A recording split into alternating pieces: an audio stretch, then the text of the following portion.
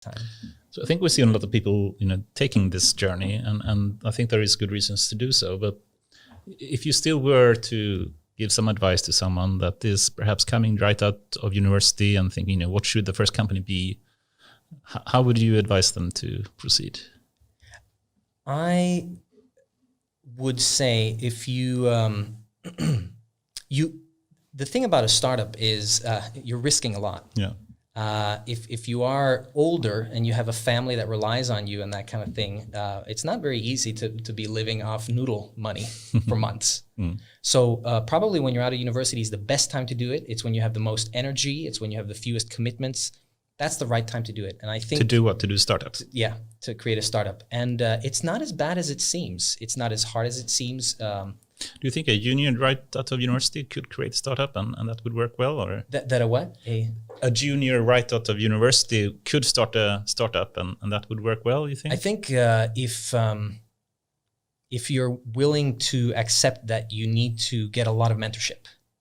Yeah, I think the reason it's working for me is precisely because I knew all the things from Microsoft to be careful So you with. didn't take that journey. I mean, you started at a big company, you got the pre-training, you got introduced to a lot of thinking that, really experienced people had, right? Yes. Yeah, I mean, I knew the language that I needed to have with me in business meetings. I knew how to balance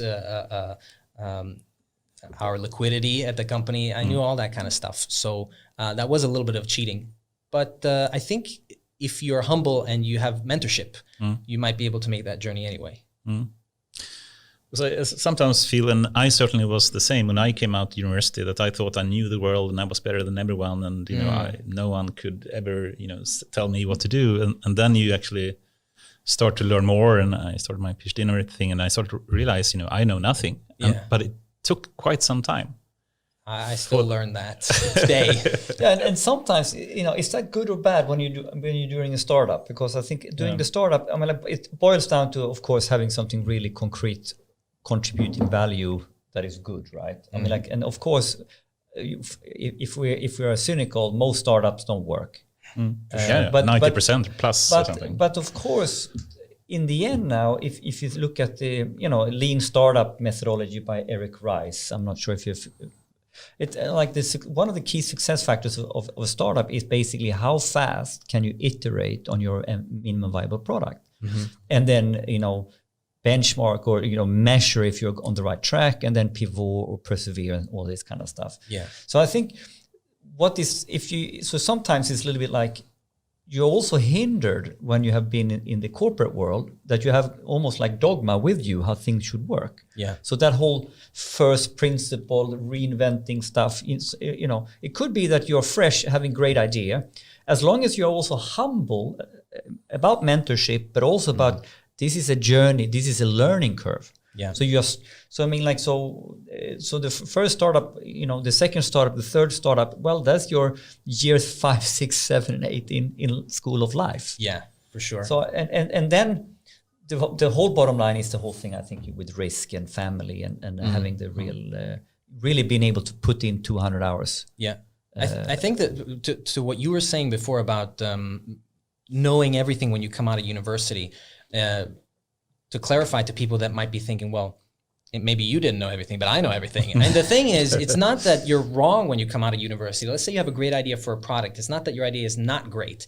It's just that there are a lot of unforeseen circumstances. There's motivations behind business decisions that might not be clear from the beginning. The point is you're extremely naive on why people buy products. Yes. Or, why people, and how you sell. Yeah, so you think if it's good, it will sell. No. Exactly. There are other topics. Yeah, it's not the best product that wins. It's not the best product that wins. It's about how you manage risks or concerns. It's about other things. Yeah. And this naivety will kill you in the beginning, of course. It's a large number of unknowns, so to speak. Yes. And you don't even know the unknowns when you're a junior. Meta unknowns. Exactly. So you start to learn, oh shit, there are so many unknowns I don't know about. And I think that's the point. It could be a great idea, but be humble, be hardworking, be disciplined, pivot. Yeah. If you think you know the shit and you're going to have pride in it's going to be my way or the highway, you can forget it, because you probably don't have it right the 3 or 4 first times. Here's a topic that I don't know if we should go too deep into, but it's is it important to make money? Yeah. Good one. Good right? one. Yeah. So why do you start your own company actually? Well, I mean, nobody's making money nowadays, right? They're in the red for 10 plus years. And some of the companies that we're looking with now that are viewed as extremely, the paragons of success or even innovative, all that kind of stuff, they can be red for long with no green in sight in their budgets, making a profit. I don't know if there is. That's a pretty recent phenomenon, is it not? I don't know if that. What do you mean that been... no one is making money? I mean, there are a lot of companies that make money, right? Sure, I mean make money, but I mean being net positive over the course of the year. So you mean startups now, or yeah. Or well, some of even... these startups are pretty old now. They're like 5-6 years old, and they're still digging into. They're still not making. They're making money, but they're not making a profit at the end of the year. Yeah, and that might be part of the plan, but I think that's a new. I think that's a new thing that now it's viewed as very okay to have a really long runway, whereas in the old days, a lot of people would say, well, you have to be profitable year one, otherwise it's not a good thing. But I can relate. I've actually been trying to follow up on these topics and read, the unscientific way, Googling and following different people with opinions, and it seems like there has been a shift, especially in the Silicon Valley mentality, that basically you have a business model and you sell and you get into the whole VC selling. Mm-hmm. So basically, the whole business model is actually geared towards acquiring capital versus acquiring customers. And I've gone down and looked at it and read about a couple of who's sort of reflecting on that. It's like, we are really, maybe this is not so healthy, because the way we are pushing stuff now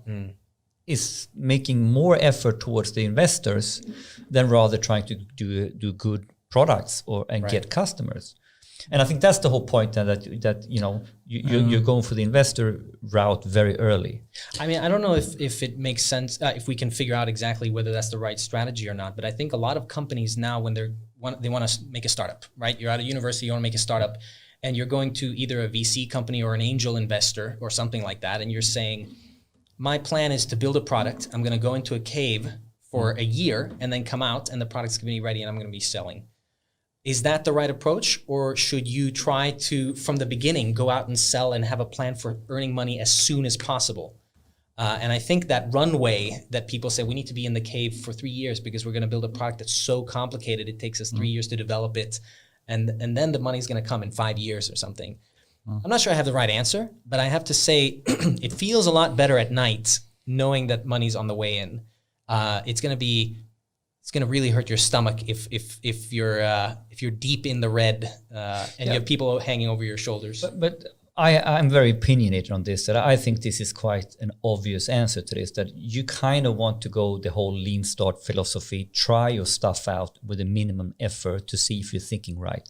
Because to think that you will have the perfect fit of your feature towards the customer base, you're not going to know until you've tried to sell it and someone bought it. So how fast can you get something that gives you concrete buying feedback is probably the most important, because I would find it extremely scary that someone says, I'm gonna be on my own now for 1 year. Yeah. I'm not gonna talk to customers and then I'm gonna have it spot on.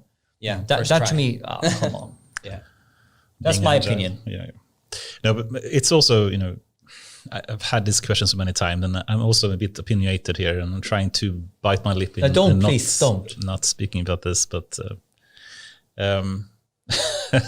tell your opinion on this. No. But being in the red, as long as you scale, I think that's perfectly fine and even a good thing. Mm-hmm. The problem is really when you don't scale and still in the red. Right. Right? Sure. So scaling is more important than profit. Would you agree with that? I mean, if it's part of your plan to turn it into profit at some point, that's the reason why you would scale. Exactly. You can obviously invest in yourself to grow bigger in the hopes of being bigger later and making even more money. I mean, if you make a small profit, why shouldn't you invest it in scaling more? Right. Sure. right? That would be stupid in my view. but But I guess the question then is if you make a profit and reinvest it, or if you go out and ask for more money because the money you got ran out. Yeah.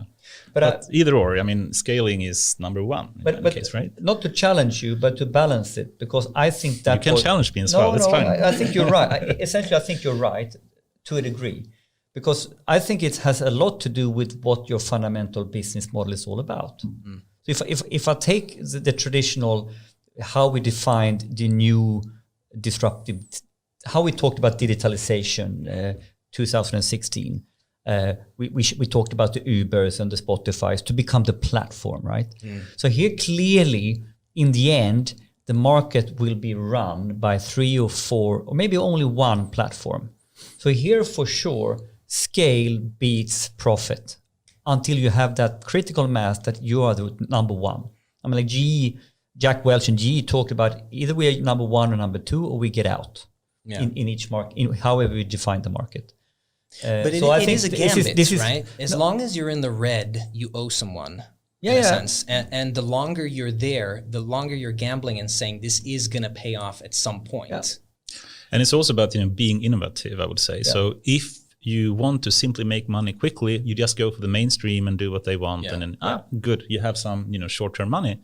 But if you truly want to disrupt something, you have to start at a scale where you will not make money, and later scale into that. Yeah. Otherwise, it will be, I would say, strange, right? But I think, but let's take another type of business model. But let's ask Robert as well. Please, sorry, this was a good one. I don't think necessarily it's this type of software that we're trying to develop now at Foxtrain is one where if we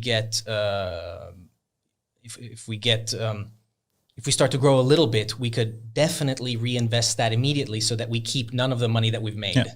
And there is no rule book about what the right decision is to make. The only thing I know is what the investors expect and maybe what kind of salary I want to have in the short term and what the risks are in trying to grow. Because if I were to take all that money and reinvest it, I would be saying, okay, I'm willing to live like this for one more year and promise the investors that the money's going to come in one more year and it's going to be 3 times as big this time. It's like, like with the stock market almost. And I guess in that sense, there's no easy way to say what's right or wrong. But I do think that scaling principle does apply to more things than just like TikTok and stuff. Yes. We're selling a pretty niche industrial solution and it applies just as well in Japan as in Sweden. So, if we want to start selling in Japan, that's going to require investments. And so. And we haven't really mentioned Foxtrain in any way as well. So perhaps if you could give a quick introduction to what that is as well. Sure. What you do. So after I said I started my own company and I was doing consulting work in data science for almost 5 years. And I really liked that a lot. And what I felt was I wanted to build a product that I got to refine, keep, be proud of, and that kind of thing. So that's what Foxtrain does now. We build software that, for the time being, is focused very much on solving NP-hard problems. What is MP?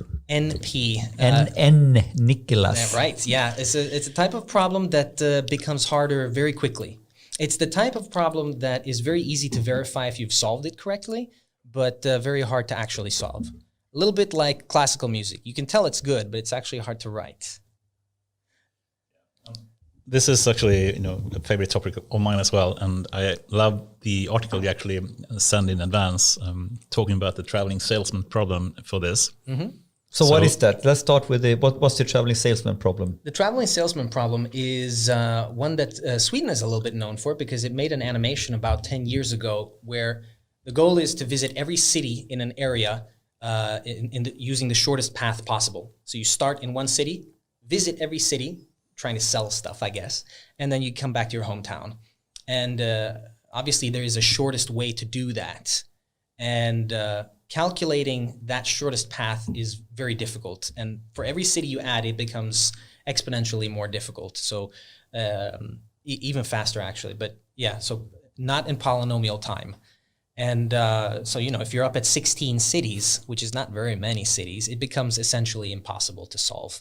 So about 10 years ago, Sweden had some university in Sweden made a nice animation of visiting all the cities in Sweden, and that took a supercomputer to calculate.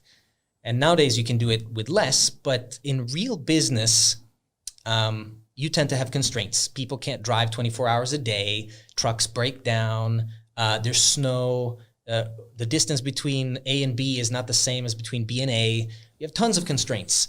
And so this problem really becomes difficult to solve. And one thing that I really loved about deep learning when many years ago I started seeing fun examples was people that were using it to approximate solutions to like Navier-Stokes equations and physics stuff and these classic problems that are really hard to calculate correctly. The Navier-Stokes equations are essentially every point is affected by every other point. Now calculate every point. It's not really a solution to anything. It's basically saying that to know how every point is, you need to first calculate every other point. And that's sort of how the traveling salesman problem is solved today in the vehicle routing program. You buy these commercial solvers from IBM and other places, and they basically, they try to be clever about it, but in rough terms, they're brute forcing it. They're trying every possible combination. And it's just, if you have some problem space that's the size of the universe and you cut it in half, it's still a big ass space. You can't solve it. So the only thing you can do is tricks like branch and bound. You say, let's just assume that trucks that cross paths is a bad thing. And then you've sort of reduced the problem space. Except that's a really bad assumption because that's not true. And so you end up embedding all of these assumptions and you end up removing the optimal solution for yourself. So anyway, when I saw those articles, I'm like, man, we should do something with deep learning where it comes up with an almost optimal solution and does it for something that is traditionally super hard to calculate exactly. Because usually if you come within 1 or 2% of the optimal solution, you're pretty good to go. And we've been in touch with a couple of companies that do this, and they've dedicated clusters of machines running overnight to make optimal logistics plans. And if you want to do things like same-day delivery and that kind of stuff, it would be sweet to do it in one forward pass on a GPU instead. So ultimately, this is also about doing something, solving a problem a lot faster and cheaper. Yeah, if you do it smartly. There's two types of things that I think are compelling about AI. One is if you can do something that you're already doing a little bit more efficiently.